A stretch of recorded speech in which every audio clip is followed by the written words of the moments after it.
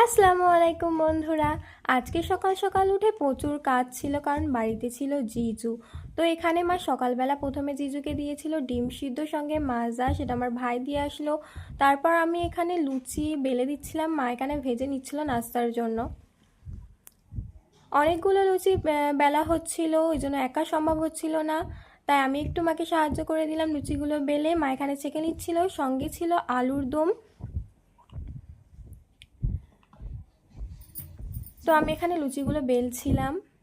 ভিডিওটা ভালো লাগলে অবশ্যই লাইক করবেন। এখানে আমি লাচ্ছা পরোটা, চিকেন কষাও বানিয়েছিলাম। লাঞ্চের জন্য মা এখানে বানাচ্ছিল খুশকি পোলাও, সঙ্গে বিফ কষা ছিল, চিকেন কষা, আলুর দম। তো রান্না করতে করতে এখানে একটা পার্সেল চলে এসেছিল। এটা ছিল আমার একটা সেলফি স্টিক, যেটা আমি ভিডিও বানানোর জন্য অর্ডার করেছিলাম মিশো থেকে।